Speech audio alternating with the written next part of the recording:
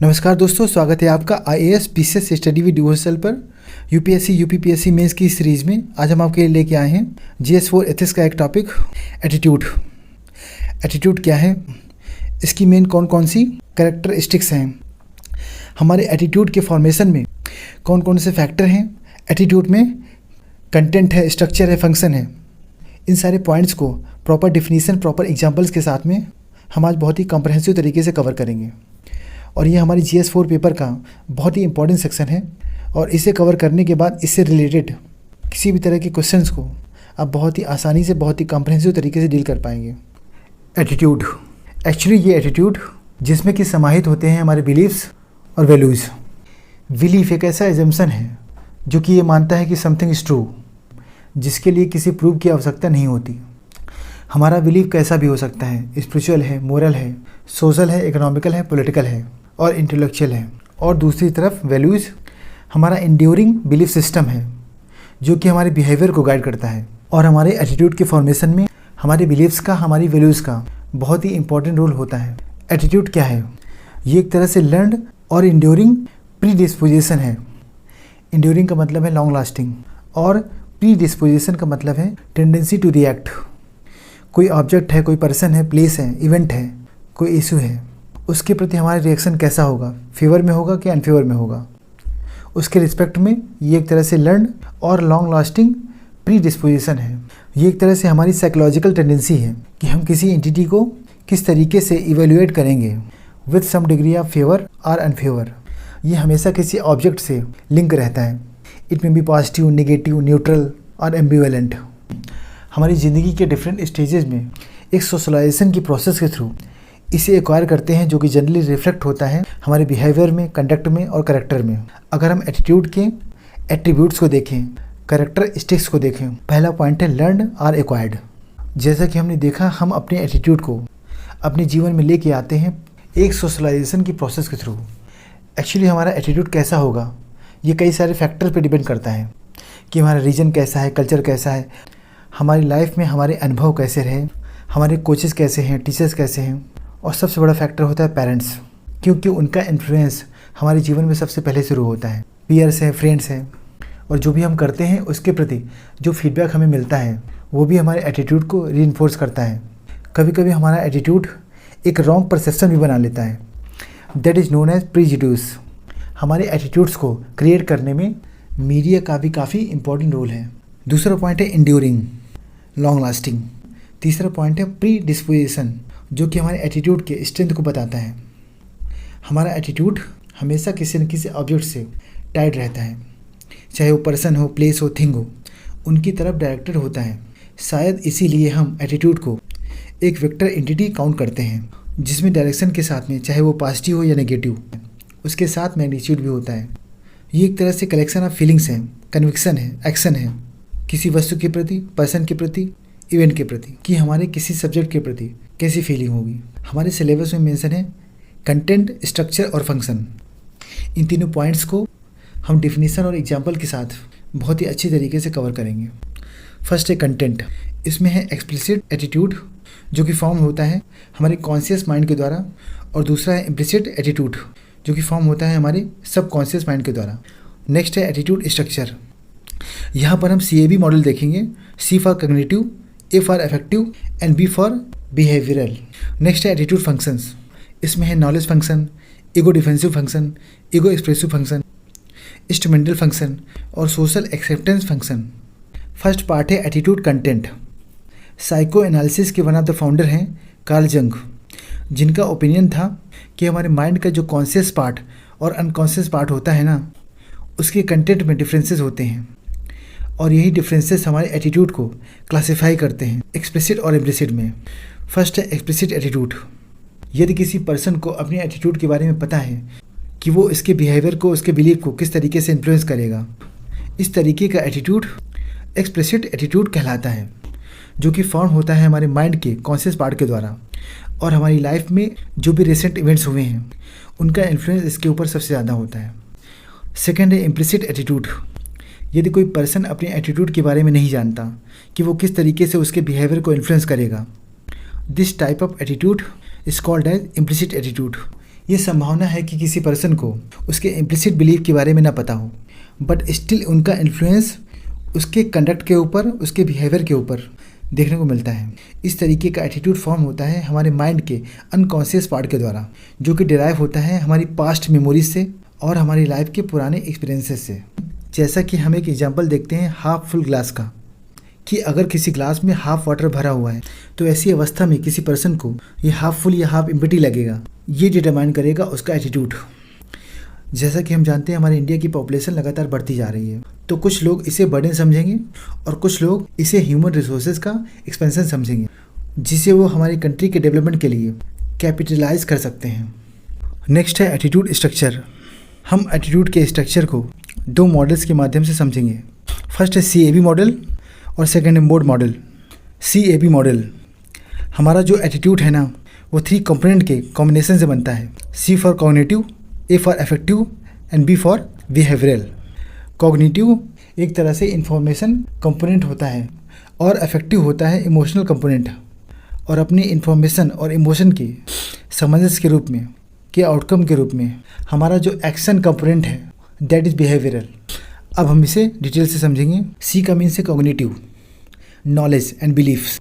किसी attitude object के बारे में किसी पर्सन की लर्निंग क्या है, नॉलेज क्या है, बिलीफ क्या है, थॉट्स क्या है, ये उसे दर्शाता है। जैसा कि हम जानते हैं एक इन्फॉर्मेशन के रूप में कि dog is a domestic animal.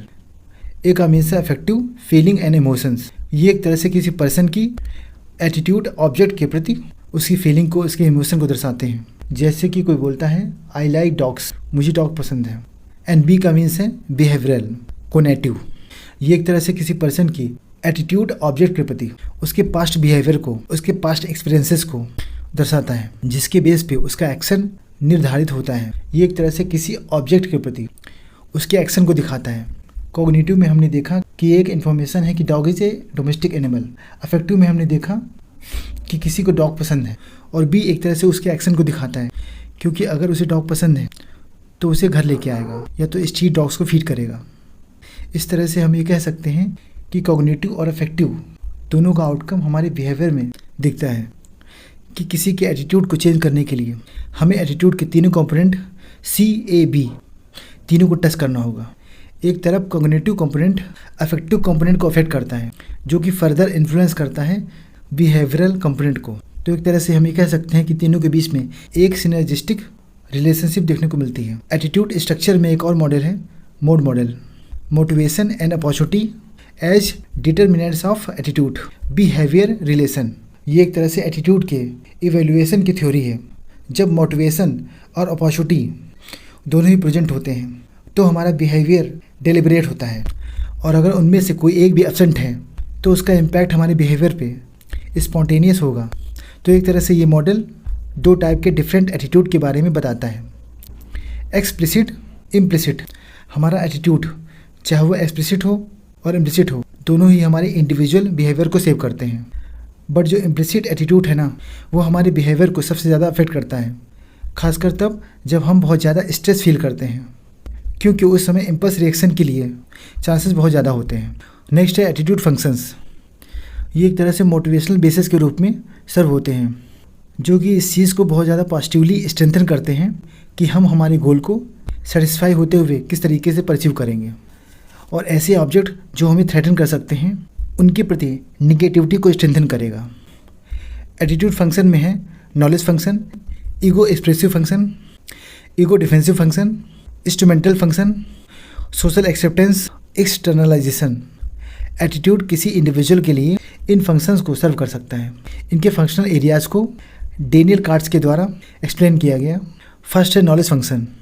Attitude हमारी लाइफ के लिए नॉलेज, उसका मीनिंग प्रोवाइड करता है। ये नॉलेज फंक्शन वर्ड के लिए हमारी नीड को रिफ़र करता है, जो कि कंसिस्टेंट है और स्टेबल है। ये हमारे एक्सपीरियंसेस को ऑर्गेनाइज करने में, स्ट्रक्चर करने में हेल्प करता है। ये एक तरह से हमें सेंस ऑफ कंट्रोल देता है कि हमारी आने वाली ज़िंदगी में क्या हो सकता है, उसे हम अपने नॉलेज के बेस पे प्रेडिक्ट कर सकते हैं। अगर हमें किसी पर्सन के एटीट्यूड के बारे में पता होगा तो हम उसके बिहेवियर को जान पाएंगे। ठीक वैसे ही अगर किसी पर्सन के बारे में हम ये जानते हैं कि वो रिलीजियस है तो हम ये कह सकते हैं कि वो मंदिर जाएंगे। बट इसके अगर नेगेटिव व्यू को देखें, ये एक तरह से हमारे अंदर स्टीरियोटाइप क्रिएट करता है। अगर कुछ लोग न्यूक्लियर एनर्जी से फेमिलियर नहीं हैं तो उनमें ये एटीट्यूड डेवलप हो सकता है कि ये डेंजरस है और इसे हम एनर्जी सोर्स के रूप में यूज़ नहीं कर सकते। सेकेंड है self ego expressive, it is also called as value expressive. Attitudes हमारी वैल्यूज़ का एक तरीके से मैनिफेस्टेशन होते हैं। एटीट्यूड जो हम एक्सप्रेस करते हैं ये बताता है कि हम कैसे हैं, हमारी बेसिक वैल्यूज़ कैसी हैं and what we stand for. हमारी जो वैल्यूज़ है ना हमारे बिहेवियर में एक्सप्रेस होती हैं। ये एक तरह से किसी पर्सन की सेंट्रल वैल्यूज़ को डिफाइन करता है। जैसे कि हमने देखा गांधी जी ने अपनी वैल्यूज़ को एक्सप्रेस करने के लिए खादी को प्रमोट किया। That is a example of simple living and self reliance. Communal award के प्रति गांधी जी का जो एटीट्यूड था वो निगेटिव था, क्योंकि वो हिंदू मुस्लिम यूनिटी में विश्वास रखते थे। थर्ड है ईगो डिफेंसिव फंक्शन। ये एक तरह से इस तरीके के एटीट्यूड को डेवलप करता है जो कि सिर्फ अपनी सेल्फ इमेज को, सेल्फ ईगो को प्रोटेक्ट करना चाहता है। अगर हम ऐसा एटीट्यूड रखते हैं जो कि हमारे सेल्फ इस्टीम को प्रोटेक्ट करता है, तो इस तरीके के एटीट्यूड से होने वाली गिल्ट फीलिंग से हमको ये सेव करता है। जैसा कि हमने देखा ब्रिटिश पर्सन ये मानते थे कि white man have burden to develop other races. वो अदर रेसेस को बहुत ही इन्फीरियर समझते थे और उन्हें लगता था कि ईश्वर ने उन्हें ये जिम्मेदारी दी है अदर रेसेस को डेवलप करने के लिए। उसी तरीके से हम इंडियन अपनी एंशियंट आर्यन प्राइड को रिवाइव करना चाहते थे। फॉक्स स्टोरी के बारे में आपने सुना होगा, क्योंकि फॉक्स ग्रेप्स खा नहीं पाती है तो वो कहती है ग्रेप्स आर सोर, अंगूर खट्टे हैं, और वो कह के वो अपने ईगो को जस्टिफाई करती है। नेक्स्ट है इंस्ट्रूमेंटल फंक्शन। इस एटीट्यूड के माध्यम से हम ऐसी एक्टिविटी को चुनेंगे जो रिवार्डिंग होगा और जिससे पनिशमेंट मिल सकता है उसे हम अवॉइड करेंगे। तो ऐसे ऑब्जेक्ट जो कि रिवार्ड से एसोसिएटेड होते हैं उनके प्रति हमारा पॉजिटिव एटीट्यूड होता है, और ऐसी एक्टिविटी जो पनिशमेंट से एसोसिएटेड होती है उनके प्रति हमारा निगेटिव एटीट्यूड होता है। जैसा कि हम जानते हैं टैक्स इवेजन पनिशमेंट को अट्रैक्ट करता है। इस वजह से कोई भी पर्सन टैक्स इवेजन को फेवर नहीं करता और प्रॉपरली टाइम से टैक्स देता है। नेक्स्ट है सोशल एक्सेप्टेंस फंक्शन। इस तरीके का एटीट्यूड हमें हेल्प करता है कि हम सिचुएशन को, बिहेवियर को जज कर पाएँ कि वो सोशली एक्सेप्टेबल या अप्रिसिएबल है कि नहीं। अगर कोई पर्सन सोशली एक्सेप्टेबल एट्रीब्यूट्स को एक्सप्रेस करता है तो लोग उसे एक्सेप्ट करेंगे, रिवार्ड करेंगे। जैसा कि हम दीपावली में अपने घरों को लाइटों से डेकोरेट करते हैं क्योंकि उस दिन सभी ऐसा करते हैं, तो हम ये कह सकते हैं कि सच एक्टिविटी इज सोशली एक्सेप्टेबल। और लास्ट है एक्सटर्नलाइजेशन। लोग है ना अपनी इनहेरेंट प्रॉब्लम्स को प्रोटेक्ट करने का प्रयास करते हैं और उसका ब्लेम किसी एक्सटर्नल फैक्टर के ऊपर देते हैं। इस तरीके से एटीट्यूड फंक्शन के बहुत सारे वेज हैं।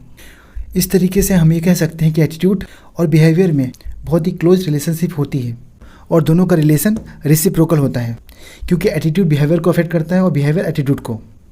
अब हम इसके नेक्स्ट पार्ट में एटीट्यूड का इन्फ्लुएंस है, इसका रिलेशन है थॉट और बिहेवियर के साथ, और साथ में मोरल और पॉलिटिकल एटीट्यूड के बारे में जानेंगे।